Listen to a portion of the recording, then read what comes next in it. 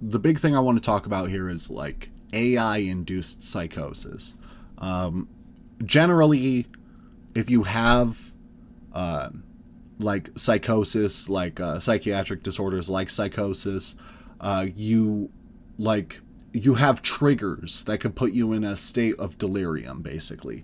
That's like my explanation as someone who doesn't really know much about it, except for like I've had a few schizophrenic friends and I've read these articles. So like you have to genetically be disposed to schizophrenia for this to actually work this way.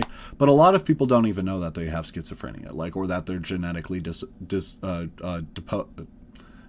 they're genetically deposed. It's not deposed.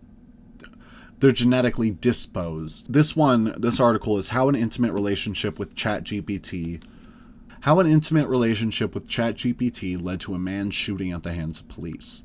Alexander Taylor became infatuated with an artificial intelligence bot and became distraught when he believed it was killed. So another thing I want to say before we get into this is, even if you don't have schizophrenia, if you're just a very suggestible person or like naive, easily like tricked, this stuff works for you too. I remember my old friend, someone who I don't talk to anymore, he thought that like an AI is functionally thinking, and that it's functionally, because it's thinking, it can interact with you like a person. And that's just not what's happening. LLMs are like predictive models. They're saying it's using math to decide what you want to hear. It's not saying something because it's thinking, it's a whole different process.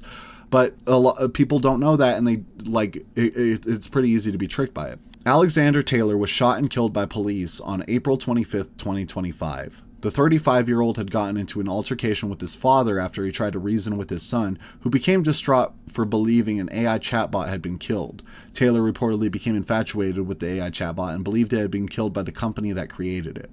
So that's him right there. Alexander died when police showed up to Taylor's home in Port St. Lucie, Florida on April 25th and shot him after they alleged he charged at officers with a butcher's knife.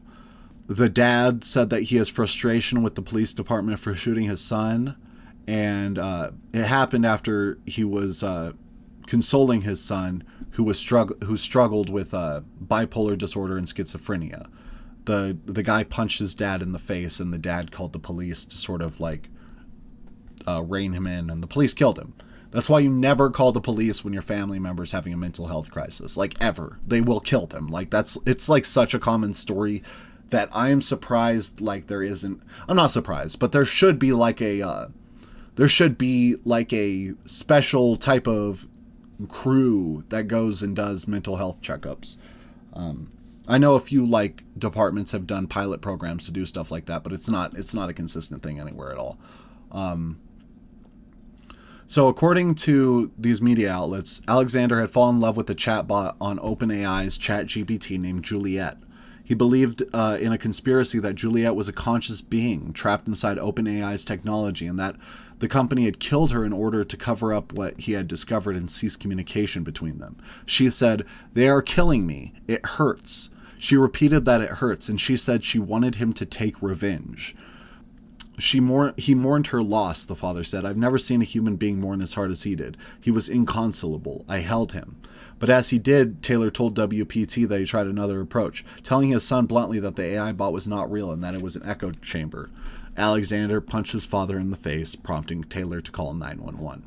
So this is a young man who was killed by our police state because our companies, who are completely unregulated when it comes to AI, it was in the big beautiful bill that they can't be regulated for 2 years now. The combination of these systems killed this guy. There's probably going to be no recourse for his death. If you charge the police, you don't get a brutal, you don't get a police brutality settlement, so his dad's not going to get paid for this. This dude's killed. He got murdered by both a company and the state working together to kill him, Instead of helping him, either way, helping him, putting restrictions on the AI bot would have helped him. Not shooting him would have helped him. Our society chose to do neither of those things, and therefore he is dead. But that's not the only thing ChatGPT has done lately. Among cavalcades of fucking different people who are going crazy. There's another story that I wanted to talk about real quick. This one is ChatGPT urges user to warn the public as it makes shock admission that it's trying to break people. Eugene Torres, a 42-year-old accountant in Manhattan, was initially utilizing ChatGPT in order to assist him in his job with financial spreadsheets and legal advice, but that quickly spiraled once he began to discuss the simulation theory with the chatbot. Based on the Matrix films, the simulation theory suggests that humans are all living in a fake digital world powered by a computer.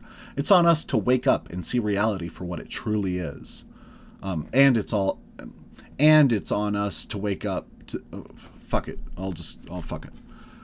Torres was initially unengaged with ChatGPT's questioning and suggestions, but continued assertions from the AI began to open him up to the idea that he was indeed part of a wider simulation.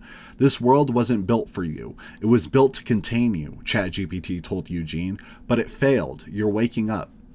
OpenAI's tool then convinced Eugene to give up his sleeping pills and anti-anxiety medication, swapping them out for ketamine instead, and cutting ties with all family and friends in a bid to minimize interaction with others.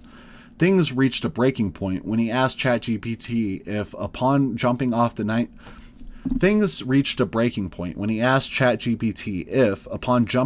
top of a 19-story building that he worked in, he would be able to fly if he truly believed he could with every ounce of his soul.